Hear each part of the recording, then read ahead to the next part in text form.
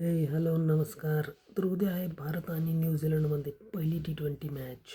तर काय वाटतं तुम्हाला कोण असेल प्लेइंग 11मध्ये?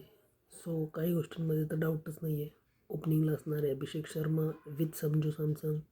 3 नंबरला असणार आहे सूर्यकुमार यादव. 4 नंबरला तिलक वर्मा असतो, पण तिलक वर्मा इंजर्ड असल्यामुळे कोण खेळेल त्याच्या जागेवरती कमेंट करून सांगा.